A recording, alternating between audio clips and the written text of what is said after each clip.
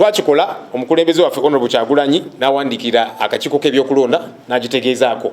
Akakiiko ne katuddamu ne kagamba ffe tetulina buzibu okwebuza ku bannayuganda kiri mu mateeka, mugende mu maaso mwebuze ku bannayuganda, temusaba bululu naye mubeebuuzeeko. Ate ne tukkaanya nabo kubanga akaseera k'okusaba obululu kajja kujja wali nominations nga ziwedde mu Agusto.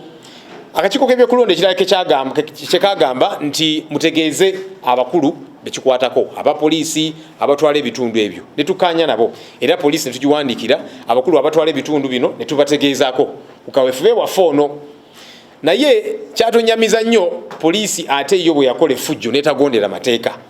Ffe twagondera amateeka ne tutegeezaako buli omu eyeetaaga okutegeezebwako, naye ate poliisi yo mu bukozi bw'effujjo mu bumenyi bw'amateeka n'erinnya eggere mu nteekateeka zaffe.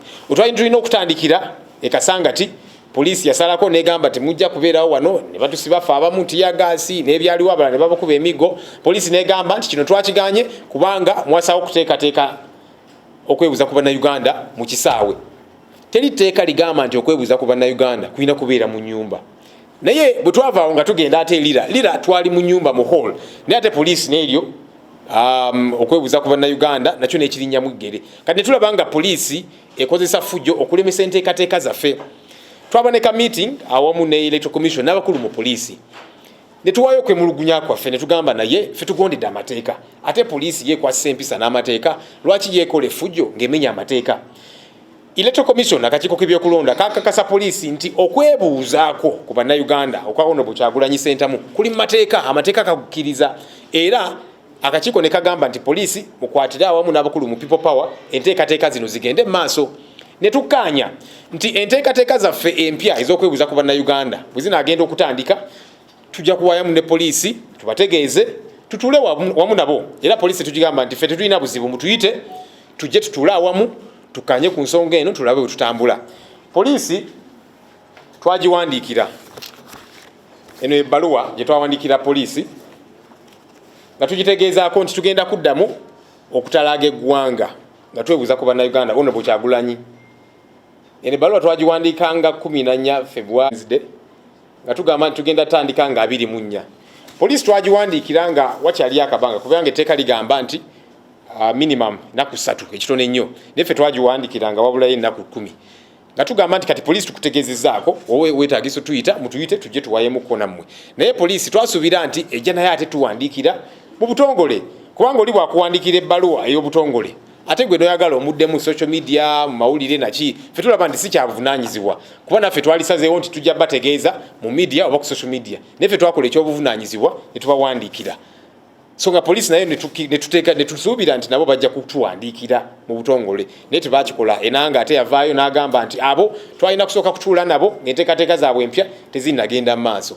Ne tugamba nti kale bwe kiri bwe kityo ne tuwandiika ebbaluwa endala nga tuyita mu balooya baffe. Era n'ebbaluwa yasayiningiddwa n'egifuna ebbaluwa Electoral Commission nayo n'egisirecevinga nga tugamba nti poliisi twawuliddeko nga mugamba nti mwagala kusooka kutuula naffe, era nga bwe twagamba nti ffe mutuyite tetulina buzibu, twabawandiikidde ebbaluwa temwatuyise ate muli mu kwemulugunya mu mawulire. So poliisi tugiwandiikira ebbaluwa endala nga tugamba nti ffe tuli ready, mutuyite tujje tuteese, era tulinze poliisi etuddemu ku nsonga eno. Naye ffe nga People Power enteekateeka zaffe ez'omukulembeze waffe Honorable Kyagulanyi Ssentamu okugenda neyebuuza ku bannayuganda zigenda mu maaso, era nga Monday nga 24 tugenda kuba ku Popo Memorial Center kutandika ssaawa 3. Tutandikidde wano mu capital city e Kampala. Bwe tumala e Kampala era tujja kubanga tutalaga eggwanga mu bitundu ebirala, tujja genda mu Mambuka, mu West, mu East, ebifo ebyenjawulo mu ggwanga nalyo byo tujja bituukako nga tuvudde wano mu Kampala capital city.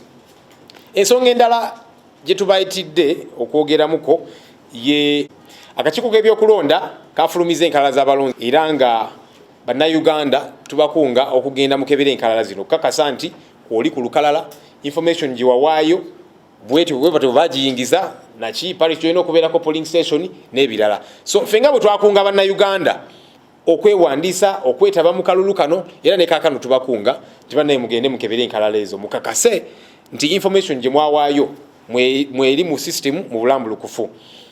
Weewaawo nga ba stakeholders kitukakatako okukubiriza bannayuganda bakunga, naye tugamba nti Electoral Commission nga bo abakwasaganya abavunaanyizibwako kaweefube obwo tubasaba nti process eno mugitwale ng'eri serious, kubanga okwewandiisa kwalimu obumulumulu nga mbifo ebimu machines bae balina okukozesa nga teziriyo, ebifo ebirala wezaali nga tezikola bulungi, ebifo ebirala abakungu aba electoral commission nga tebaliyo, ubabadde nga bagenzeeyo katono saawe mu 2 n'avaayo, abalala bagenda okwewandiisa mu afternoon emisana ate tebaliyo. So electoral commission tugisaba nti ate kino tekibeerawo ku luno.